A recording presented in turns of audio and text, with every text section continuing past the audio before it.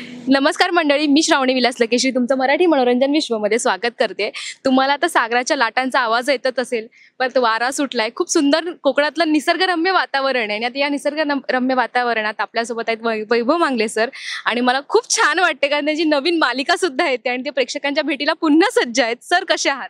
मी छान आहे. तू कशी आहेस? मी सुंदर आहे आणि मस्तही आहे. सर तुम्ही इतके आज फ्रेश दिसते, त्याचं कारण आपण समुद्राच्या जवळ आहोत ते आहे की तुम्ही फायनली तुमच्या गावी आलात म्हणून त्यासाठी? नाही, दोन्ही आहे. ऍक्च्युली ते संमिश्र आहे.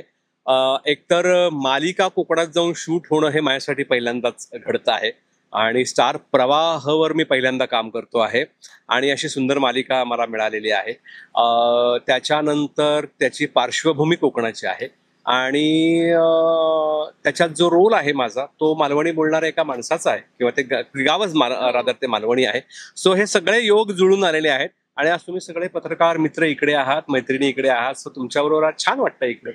ऍक्च्युली सर आम्ही एक्साइटेड का आहोत कारण ना तुमचं एकतर जवळचं कॅरेक्टर म्हणावं असं बोलावं लागेल, कारण एकतर तुम्ही वडील आहात पण तुमची एक मुलगी तुमच्यावरती प्रेम आहे, प्लस तुम्ही कोकणात शूट करताय आता आणि त्यासाठी तुम्ही इतके एक्साइटेड होता. काल आम्ही तुम्हाला बघितलं की दश अवतार म्हणा किंवा प्रेक्षकांना भेटायचा योग आलाय ते म्हणा, सगळीकडे तुम्ही एक्साइटेड आहात. पण स्टील तरीही तुम्ही इतके फ्रेश आणि म्हणता ना एक वेगळी वाईब घेऊन येत आहे की एक वेगळं कॅरेक्टर. दरवेळी तुम्ही थोडं कॉमेडी आणि ह्या जॉनरामध्ये जातात आणि ह्यावेळी थोडंसं तुमचं एक वेगळं म्हणतात वडिलांवरचं प्रेम. सो तुम्ही त्यासाठी काही तयारी केली होती की आपले सडन तुमच्याकडून ते जुळून आलं? अशी तयारी काही करायची नसते अगं. म्हणजे भूमिका वडिलांची आहे ते मला माहिती आहे, कारण अनेक भूमिका मी अशा केलेल्या आहेत. गोष्ट अशी आहे की फक्त याच्यामध्ये त्याला मुलीची आई म्हणजे माझी बायको नाही आणि तिला मी सगळं सांभाळलंय, तिचा प्रतिपाळ केलेला आहे.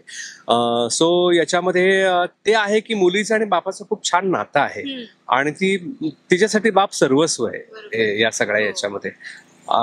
त्याच्यामुळे ते खूप काय म्हणतो आपण त्याला, असं प्रेमळ आणि त्याच्यामध्ये खूप असं बाप म्हणजे सर्वस्व असलेला असा आहे मुलीसाठी. पण अशी एक घटना घडते की ज्याच्यामध्ये बापाची आणि मुलीची ताटातूट होते आणि तिथून मग वेगळी मालिका टर्न घेते. त्या मालिकेला एक वेगळं वळण मिळतं आणि खूप छान रिलेशन आहे आमचं याच्यामध्ये.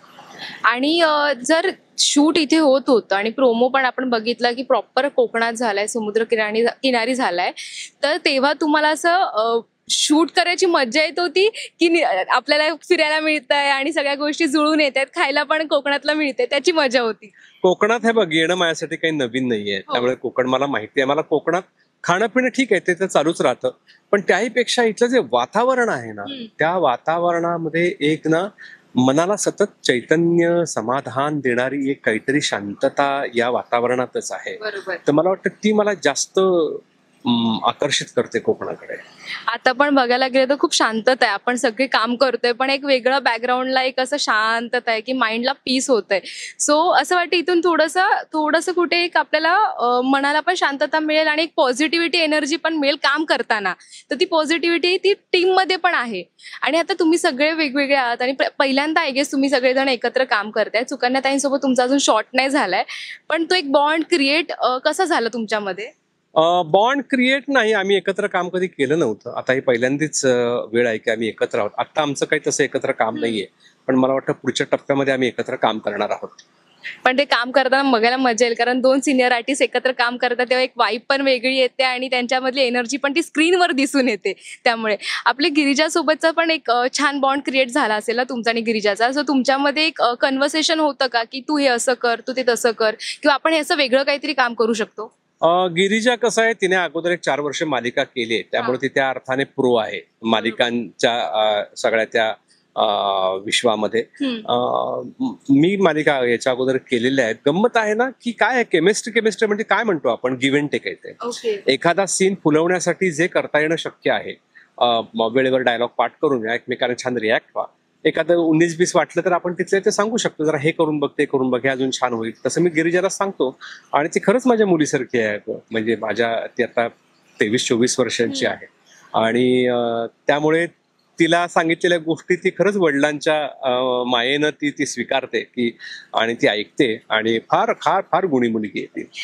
ऍक्च्युली मला पटकन आता एक प्रश्न सुचला की काल एक सीन घडला होता तुमच्यासोबत, पण तो सीन असा होता की सरांनी ऍक्च्युली कॅरेक्टर बद्दल बोलले होते की मला बायको नाही, मी एक मुलीचा सांभाळ करतोय आणि ते सगळ्या स्ट्रगल आणि तो बॉन्ड क्रिएट करणं बाकी सगळ्या गोष्टी होत्या. तर एक प्रेक्षक येऊन त्यांना म्हणतो हे घ्या कार्ड वधूवर सूचक मंडळाचं. म्हणजे तो किस्सा एक वेगळा, पण प्रेक्षक किती तुम्हाला आपलं मानतात किंवा जवळचं मानतात की तुम्हाला एक प्रॉब्लेम आलाय आणि तो तुम्ही सॉल्व्ह कसा करू शकतो, ह्याचं तडजोड आणि सगळं जे करणं असतं ते किती वेगळं असतं. त्यासाठी तुम्ही काय बोलाल? काय नाही, किस्सा तो घडला आणि नेमकी सुकन्याताई तिकडे होती आणि तिने सगळीकडे बोंबा बोंब करून हे सांगितलेलं आहे. पण आता काय करणार, ते झालं त्या क्षणी. मी त्यांना म्हटलं, अहो माझं सिरियल मध्ये लग्न झालेलं नाही, माझं आयुष्यात लग्न झालंय, मला 2 मुलं आहेत. तर तो म्हणाला, नाही तरी पण कधीतरी गरज लागेल, घेऊन ठेवा म्हणे. काय आता बोलणार. पण त्यांचं एक प्रेमच वेगळं आहे की ते तुम्हाला आपलं मानतात. ते भले स्क्रीनवर सगळे आर्टिस्ट त्यांना दिसतात, पण त्यांना असं वाटतं नाही आम्ही ह्यांना रोज बघतो, ह्याचा अर्थ हे आमच्या घरातलेच आहेत. सो त्या बाबतीत तुम्ही काय बोलाल? नाही, ते असतंच ना, प्रेक्षकाचं एक त्या सिरियलमध्ये काम करणाऱ्या किंवा कुठल्याही कला क्षेत्रामध्ये म्हणजे काय आपण नाटक म्हणा, सिनेमा म्हणा, कुठेही काम केलं तरी प्रेक्षकांना तो आपलेपण असतं आणि ते मराठीमध्ये खूप आहे. हो, त्यांना ते खूप आपल्या घरातले वाटतात. त्यामुळे त्यांचं कधी कधी थोडंसं काय म्हणतो आपण त्याला आपलेपणा अति पण होतो, पण ते समजू शकत नाही त्यांना की आम्हाला त्या क्षणी काय वाटत असतं किंवा काय भावना असते. बरोबर आहे. काल पण खूप गर्दी होती, तरी प्रत्येक प्रेक्षकांना तुम्हाला भेटायचं होतं, पण ते पॉसिबल नाही झालं बिकॉज खूप गर्दी होती, टाइम मॅनेज होत नव्हता. आणि तरी तुम्ही सगळे हा ठीक आहे आपण भेटूया, हा ठीक आहे आपण भेटूया हे बोलून मोकळे होत होता. ते खूप छान होतं. सर, कोकणात आलो आहोत, कोकणातली सण सगळीकडेच फेमस आहेत आणि तुम्ही लहानपणापासूनच इथे येऊन राहत असाल आणि सगळे कोकणातले सण जवळून बघत असाल, पण तुमचा आवडता कोकणातला सण कोणता? अर्थात गणपती आहे, शिमगा आहे. तर या दोघांमध्ये तू म्हणशील कुठला आवडतो, तर मला सगळ्यात जास्त शिमगा आवडतो. कारण शिमगा हा त्या अर्थाने फार रूटशी कनेक्टेड असलेला आहे. कारण प्रत्येकाची गावदेवी आहे, प्रत्येकाचं ग्रामदैवत असतं. आमच्याकडे नवलाई असेल, सुळजाई आहे देवरुखला आमच्याकडे, सांबा आमच्याकडे, नवलाई तर आमच्याकडे सगळीकडेच असते. सांबा आमचा देव आहे कासारकोळवणला. सो त्या ग्रामदेवताचा उत्सव असतो, त्या ग्रामदेवतेची पालखी असते. सो मला वाटतं रुटेड जर काय असेल तर शिमगा हा कोकणामध्ये फार. तुमच्याकडे शिमग्याला मग ते प्रॉपर पालखी काढणं आणि बाकी सगळ्या गोष्टी होत असतील, मग तुम्ही तिथे अजूनही जाता का? हो, अजूनही मला जेव्हा जेव्हा शक्य होतं तेव्हा मी शिमग्याला नक्की जातो. मजा येत असेल ना ती, कारण मी पण आता इथे गोवागरच्या असल्यामुळे मला थोडंफार माहिती आहे इथलं. सर, थँक्यू सो मच आणि तुम्हाला खरंच ऑल द बेस्ट. मला खूप छान वाटते तुम्हाला पुन्हा भेटून आणि असं वाटतं की तुम्ही असे परत परत आम्हाला भेटत राहा आणि स्क्रीनवर भेटत राहा. नक्की नक्की नक्की. थँक्यू. तुम्ही प्रेक्षकांना काय सांगाल? प्रेक्षकांना हेच आवाहन करेन की आमचा शो येतोय 28 एप्रिलला रात्री 8 वाजता स्टार प्रवाह या वाहिनीवर. नक्की बघा, तुम्हाला नक्की आवडेल हा शो. थँक्यू.